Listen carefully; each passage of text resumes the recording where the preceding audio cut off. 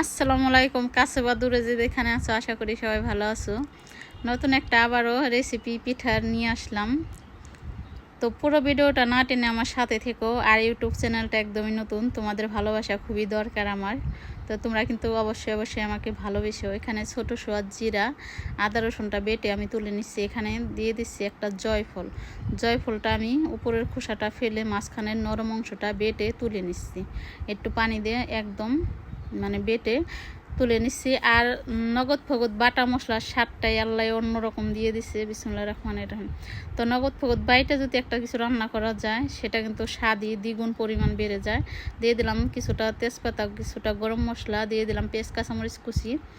নেড়ে চেড়ে একটু 2 মিনিটের মতো একটু ভাজা ভাজা করে নিব।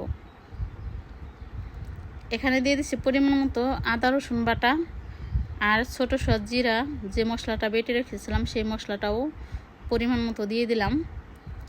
দিয়ে আবারও নেড়ে চেড়ে মশলাটাকে একটু ভাজা ভাজা করে নিচ্ছি। এখানে দিয়ে দিচ্ছি পরিমাণ মতো হলুদ ফাঁকি, পরিমাণ মতো মরিচ ফাঁকি। ঝালটা তোমরা যেরকম পছন্দ করো ঠিক ওই রকমটাই দিয়ে নিতে পারো, তবে আমার বাসায় যেরকমটা খাই ঠিক ওই রকমটাই দিয়ে নিই। তো জয়ফলটা দেওয়ার কারণে একদম বাবুর্চির স্টাইলে হয়ে যাবে আজকে গরুর গোশটা রান্না। তো অল্প পরিমাণ পানি দিয়ে মশলাটাকে আমি ভালো মতো কষিয়ে নিচ্ছি। আর গরুর গোশটা আমি ভালো মতো ধুয়ে পরিষ্কার করে রেখেছিলাম। গরুর গোশটা দিয়ে দিচ্ছি মশলার ভিতরে। এখন নেড়ে চেড়ে ভালো মতো কষিয়ে নিব। আর টাইম মতো ভিডিও ছাড়তে পারি না, কারণ আমাদের এখানে কারেন্ট যায় না, কারেন্ট মাঝে মধ্যে আসে, এর জন্য। তো জয়ফল বাটাটাও আমি দিয়ে দিচ্ছি গোশটা একটু কষিয়ে। কারণ এই জয়ফলটা দেওয়ার কারণে বাবুর্চির স্টাইলে বিয়ে বাড়িতে যে খাবারটা গরুর গোশটা খাও ঠিক ওই রকমটাই একটা ফ্লেভার আসবে। আর গোশটা একদম নরম হবে, খেতে যে এত মজা হয় জয়ফলটা দেওয়ার কারণে, সেটা বাসায় ট্রাই করলেই বুঝতে পারবে, তাছাড়া কিন্তু বুঝতে পারবে না। তো অল্প অল্প পানি দিয়ে আমি গোশটাকে ভালো মতো কষিয়ে নিচ্ছি। এখানে দিয়ে দিচ্ছি পরিমাণ মতো পানি। পানিটা দিয়ে আবার একটু নেড়ে নিচ্ছি। এখন ঢাকনা দিয়ে এটাকে ভালো মতো রান্না করে নেব। তো কিছুক্ষণ পর ঢাকনাটা খুলে নিয়েছি। দেখতেই পারতেছো এখনও হয় নাই, আরও কিছুক্ষণ রান্না করতে হবে। তো আবারও কিছুক্ষণ পর ঢাকনাটা খুলে নিয়েছি। গোশটা কিন্তু একদম নরম হয়ে গেছে, আমি তুলে দেখে নিয়েছি। তো নামিয়ে আমি এখানে ছিটরুটি বানাচ্ছি।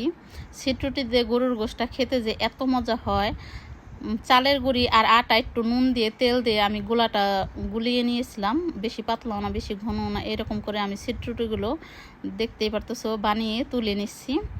তো আমার ছোটো বোন এর জামাই খেয়ে তো অনেক প্রশংসা করছে, মাশাআল্লাহ অনেক সুস্বাদু হয়েছে। ঠিক আছে, ওর কাছে অনেক ভালো লাগছে, যেহেতু ওই বাইরে থাকে, ওরে তো ভালো মন্দ খাওয়াইতে পারি না, তো ওর জন্যই এই ছিটরুটি আর হলো গরুর গোশটা রান্না করা। তো ভালো লাগলে লাইক কমেন্ট শেয়ার সাবস্ক্রাইব করে আমার